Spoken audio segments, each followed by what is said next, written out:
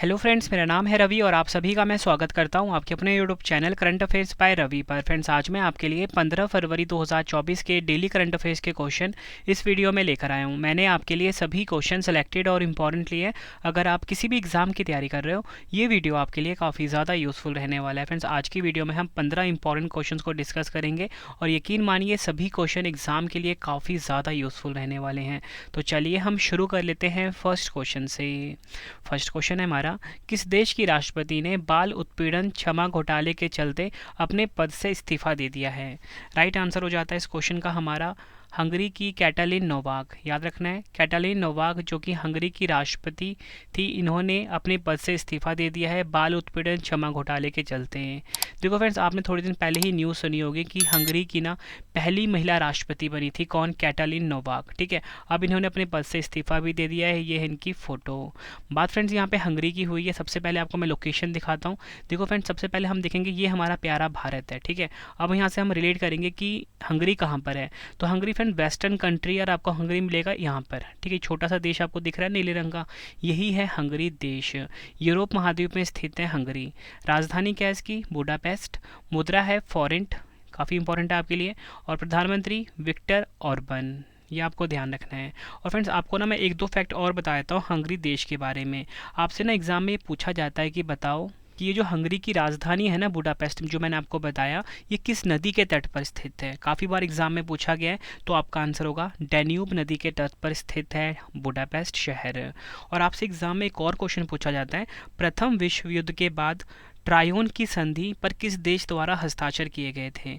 Answer होगा Hungary. फिर से बता देता हूँ, प्रथम विश्व युद्ध के बाद ट्रायोन की जो संधि हुई थी उस पर किस देश ने हस्ताक्षर किए थे? हंगरी देश ने। ये क्वेश्चन एसएससी सीजीएल में पूछा गया था। नेक्स्ट है हमारा क्वेश्चन, फरवरी 2024 में चेन्नई एटीपी ओपन 2024 में पुरुष एकल खिताब किसने जीता है?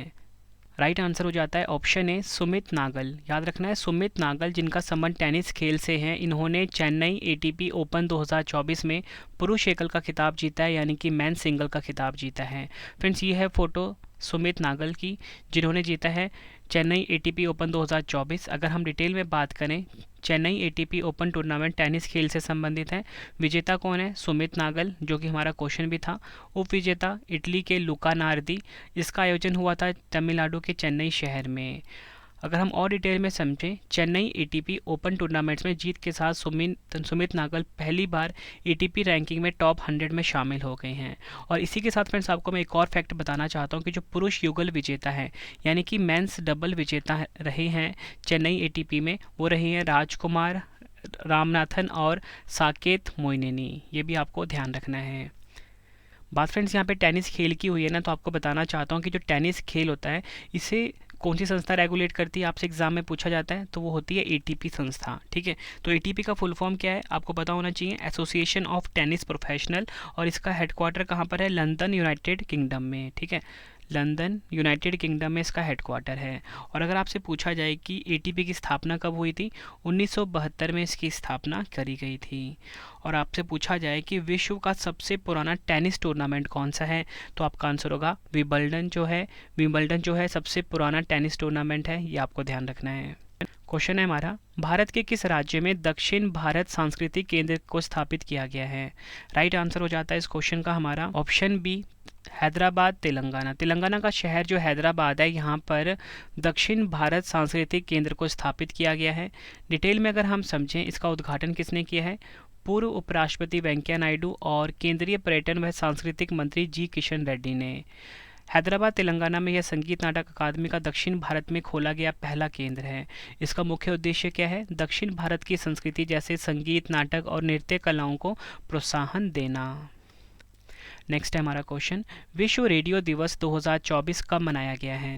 राइट आंसर हो जाता है इस क्वेश्चन का हमारा ऑप्शन सी 13 फरवरी को फ्रेंड्स विश्व रेडियो दिवस 2024 मनाया गया है। थीम देख लेते हैं, थीम काफ़ी इंपॉर्टेंट होती है, वो है radio a century informing entertaining and educating. ये है थीम काफ़ी इंपॉर्टेंट है, क्योंकि 2023 में भी ना काफ़ी बार एग्जाम में पूछा गया था कि विश्व रेडियो दिवस कब मनाया गया, 13 फरवरी को, और थीम क्या रही है वो पूछा गया था। इसलिए आपके लिए 2024 की थीम भी इंपॉर्टेंट हो जाती है। क्या बताया मैंने आपको? Radio a century informing entertaining and educating. देखो फ्रेंड्स, हमारे क्वेश्चन की टाइप थी दिवस, तो मैं आपको ना पिछले कुछ दिवस रिवाइज करवा देता हूँ। भारतीय राष्ट्रीय महिला दिवस 2024 कब मनाया गया? 13 फरवरी को। ठीक है। विश्व यूनानी दिवस 2024 11 फरवरी को। विश्व दलहन दिवस 10 फरवरी को। सुरक्षित इंटरनेट दिवस 2024 6 फरवरी को मनाया गया है। नेक्स्ट है हमारा क्वेश्चन, किस ई कॉमर्स कंपनी ने अपना नाम बदलकर पाई प्लेटफॉर्म्स रखने की घोषणा की है? राइट आंसर हो जाता है इस क्वेश्चन का हमारा ऑप्शन बी, पेटीएम। याद रखना है, पेटीएम, जो पेटीएम ई कॉमर्स कंपनी है, इसने अपना नाम बदलकर पाई प्लेटफॉर्म्स रखने की घोषणा करी है। अगर हम बात करें पेटीएम की, स्थापना कब हुई थी? अगस्त 2010 में। इसका मुख्यालय नोएडा उत्तर प्रदेश में है। अध्यक्ष हैं विजय शेखर शर्मा। ये आपको ध्यान रखना है। और फ्रेंड्स, आपको ना वीडियो के लास्ट टाइम बताऊंगा कि आप अपने रवि सर की जो ई बुक्स हैं करंट अफेयर्स की, ठीक है, और जो मोबाइल एप्लीकेशन है रवि स्टडी IQ GK, इसके बारे में कंप्लीट इन्फॉर्मेशन आपको मैं बिल्कुल लास्ट में दूंगा। ठीक है। नेक्स्ट है हमारा क्वेश्चन, राष्ट्रीय शिक्षा नीति यानी कि NEP 2020 ने छात्रों के लिए कौन सी ID लॉन्च की है? राइट आंसर हो जाता है इस क्वेश्चन का हमारा ऑप्शन बी, अपार। याद रखना है, स्पेलिंग क्या है? APAAR। अपार ID लॉन्च करी है राष्ट्रीय शिक्षा नीति ने। डिटेल में अगर हम समझें, सबसे पहले अपार का फुल फॉर्म देख लेते हैं। वो है automated permanent academic account registry. राष्ट्रीय शिक्षा नीति ने स्टूडेंट्स के लिए one nation one student ID यानी कि अपार ID लॉन्च की है। इसका महत्व क्या होगा? इससे एजुकेशन सिस्टम में ट्रांसपेरेंसी आएगी और स्टूडेंट्स को स्कॉलरशिप, एजुकेशन लोन जैसी सुविधाओं के साथ ही स्टूडेंट्स को अपना रिकॉर्ड एक साथ रखने में आसानी होगी। यह 12 नंबरों का एक यूनिक कोड होगा और यह पूरी तरह से आधार कार्ड की तरह होगा। यह आपको ध्यान रखना है, एग्ज़ाम के लिए इम्पॉर्टेंट है।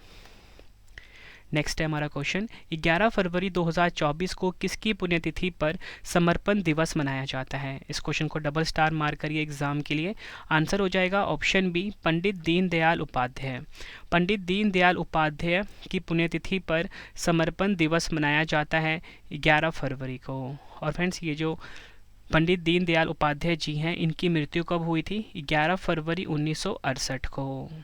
देखो फ्रेंड्स, हमारे क्वेश्चन की ना टाइप थी पुण्यतिथि। ठीक है, तो आपको बताना चाहता हूँ, एग्जाम में ना क्वेश्चन पूछे जाते हैं जयंती और पुण्यतिथि के ऊपर। ठीक है, तो मैं आपको कुछ पिछले क्वेश्चन रिवाइज करवा देता हूँ जो कि आपके आने वाले एग्जाम के लिए काफ़ी इंपॉर्टेंट रहेंगे। सबसे पहले फ्रेंड्स हम बात करेंगे कि राष्ट्रीय खेल दिवस। ठीक है, किसकी बात करेंगे? राष्ट्रीय खेल दिवस। तो राष्ट्रीय खेल दिवस आपको बताना चाहता हूँ किसकी जयंती के उपलक्ष्य में मनाया जाता है। याद रखना है, 29 अगस्त को राष्ट्रीय खेल दिवस किसकी जयंती उपलक्ष्य में मनाया जाता है? आपका आंसर होगा मेजर ध्यानचंद। ठीक है, ये आपको ध्यान रखना है। और अगर आपसे पूछा जाए कि जनजातीय गौरव दिवस किसकी जयंती पर मनाया जाता है? बिरसा मुंडा। ठीक है, यहाँ पर लिख देता हूँ, बिरसा मुंडा, इनकी जयंती उपलक्ष्य में मनाया जाता है जनजातीय गौरव दिवस। और अगर आपसे पूछा जाए कि 29 जून को राष्ट्रीय सांख्यिकी दिवस किसकी जयंती उपलक्ष्य मनाया जाता है? PC महालनोबिस। ये भी आपको ध्यान रखना है। और राष्ट्रीय युवा दिवस किसकी जयंती के उपलक्ष्य मनाया जाता है? स्वामी विवेकानंद। नेक्स्ट है हमारा क्वेश्चन, हुरून इंडिया 500 सूची में भारत की सबसे मूल्यवान गैर सूचीबद्ध प्राइवेट कंपनी कौन सी बनी है? राइट आंसर हो जाता है option B, serum institute of India. याद रखना है, सीरम इंस्टीट्यूट ऑफ इंडिया जो है ये हुरून इंडिया 500 सूची में भारत की सबसे मूल्यवान गैर सूचीबद्ध प्राइवेट कंपनी बनी है। टॉप 3 कंपनियां देख लेते हैं। Serum institute of India number 1 पे, national stock exchange of India number 2 पे, mega engineering and infrastructure number 3 पर। अगर हम बात करें सीरम इंस्टीट्यूट ऑफ इंडिया की, इसके CEO हैं अदार पूनावाला। काफ़ी बार एग्जाम में पूछा गया है। संस्थापक है साइरस एस पूनावाला। स्थापना हुई थी 1966 में। मुख्यालय है पुणे, महाराष्ट्र में। नेक्स्ट है हमारा क्वेश्चन, राज्य की जनता को आर्थिक रूप से मदद पहुंचाने के लिए किस राज्य में हर घर राशन योजना की शुरुआत की गई है? राइट आंसर हो जाता है इस क्वेश्चन का हमारा ऑप्शन डी, पंजाब। पंजाब राज्य में राज्य की जनता को आर्थिक रूप से मदद पहुंचाने के लिए हर घर राशन योजना को शुरू किया गया है। एग्जाम के लिए आप डबल स्टार मार्क कर लीजिए। देखो फ्रेंड्स, उद्देश्य मैंने क्वेश्चन में ही क्लियर कर दिया है कि जो हर घर राशन योजना, इसका उद्देश्य क्या है? राज्य की जनता को आर्थिक रूप से मदद पहुंचाने के लिए। और फिर इसके द्वारा क्या होगा कि पंजाब में ना अब घर बैठे ही राशन मिल पाएगा। ठीक है, बात यहाँ पे पंजाब की हुई तो कुछ इंपॉर्टेंट फैक्ट देख लेते हैं। पंजाब की लोकेशन फ्रेंड्स हम अपने प्यारे भारत पे देख लेते हैं। यहाँ पर है पंजाब की लोकेशन। स्थापना हुई थी 1 नवंबर 1966 को। राजधानी है चंडीगढ़ में। मुख्यमंत्री हैं भगवंत मान। अगर हम कुछ और फैक्ट देखें तो पंजाब की स्थापना तो मैं आपको बता चुका हूँ 1 नवंबर 1966 को हुई थी। किससे? हरियाणा राज्य को अलग करके। ठीक है, ये आपको ध्यान रखना है। और अगर आपसे पूछा जाए कि पंजाब में कौन सा त्यौहार खालसा पंथ के गठन की स्मृति में मनाया जाता है, याद रखना है बैसाखी। और भारत की रोटी का टोकरा किस राज्य को कहा जाता है? पंजाब राज्य को। नेक्स्ट है हमारा क्वेश्चन, 1 करोड़ घरों को प्रतिमाह 300 यूनिट मुफ्त बिजली उपलब्ध कराने के लिए केंद्र सरकार ने किस योजना की शुरुआत की है? राइट आंसर हो जाता है इस क्वेश्चन का हमारा ऑप्शन ए, प्रधानमंत्री सूर्य घर मुफ्त बिजली योजना। याद रखना है, प्रधानमंत्री सूर्य घर मुफ्त बिजली योजना को शुरू किया है केंद्र सरकार ने। अगर हम और डिटेल में समझें, इस योजना का उद्घाटन प्रधानमंत्री नरेंद्र मोदी जी ने किया है 13 फरवरी 2024 को। इस योजना के तहत टॉप फाइनेंस सोलर स्कीम के जरिए मुफ्त बिजली दी जाएगी। इसका मकसद सतत विकास और लोगों की भलाई को आगे बढ़ाना है। लॉन्च किया है भारत सरकार के इलेक्ट्रॉनिक्स और सूचना प्रौद्योगिकी मंत्रालय के सचिव श्री एस कृष्णन ने। नेक्स्ट है हमारा क्वेश्चन, किस आईआईटी ने एडवांस नैनो सेंसिंग टेक्नोलॉजी के उपयोग के लिए स्वास्थ्य परियोजना शुरू की है? राइट आंसर हो जाता है इस क्वेश्चन का हमारा option D, IIT Guwahati. IIT Guwahati ने स्वास्थ्य परियोजना को शुरू किया है। डिटेल में अगर हम समझें, स्वास्थ्य परियोजना का पूरा नाम है smart wearable advance nano sensing technologies in health care, ASIC। लक्ष्य क्या है? उन्नत नैनो इलेक्ट्रॉनिक थेरानॉटिक्स उपकरणों के माध्यम से स्वास्थ्य देखभाल में प्रगति करना। नेक्स्ट है हमारा क्वेश्चन, विश्व मैराथन रिकॉर्ड धारक कैल्विन किप्टम का फरवरी 2024 में निधन हो गया। इनका संबंध किस देश से था? राइट आंसर हो जाता है इस क्वेश्चन का हमारा ऑप्शन बी, केनिया। केनिया देश के थे कैल्विन किप्टम, जिनका फरवरी 2024 में निधन हो गया है। अब देखो फ्रेंड्स, मैं आपको ना कुछ प्रमुख लोगों के जो निधन हुए हैं वो रिवाइज करवा देता हूँ। मशहूर शायर मुनव्वर राना का निधन हो गया है। मशहूर शास्त्रीय गायिका प्रभा का निधन हो गया, ये इनकी फ़ोटो है। और राष्ट्रीय महिला आयोग की पूर्व अध्यक्ष डॉक्टर वी मोहिनी गिरी का निधन हो गया है, यह फ़ोटो में देख सकते हो। नेक्स्ट है हमारा क्वेश्चन, केंद्रीय शिक्षा एवं कौशल विकास मंत्री धर्मेंद्र प्रधान ने 11 फरवरी 2024 को 2 दिवसीय 100 क्यूब स्टार्टअप कॉन्क्लेव का शुभारंभ कहाँ किया है?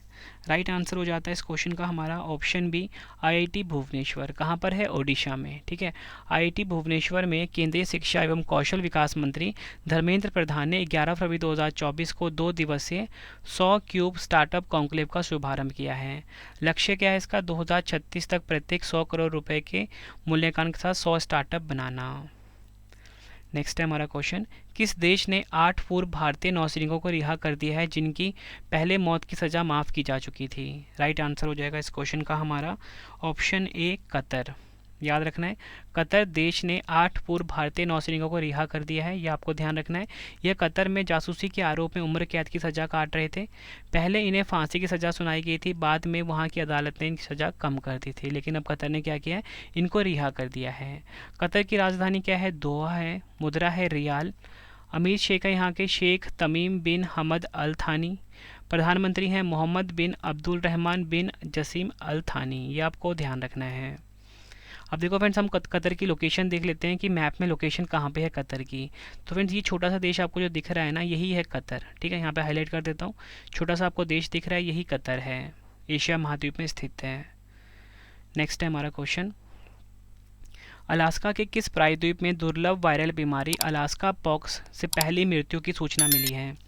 राइट आंसर हो जाता है इस क्वेश्चन का हमारा ऑप्शन बी, केनाई प्रायद्वीप। याद रखना है, केनाई प्रायद्वीप में अलास्का पॉक्स की पहली मृत्यु की सूचना मिली है। और ये केनाई प्रायद्वीप कहाँ पे है?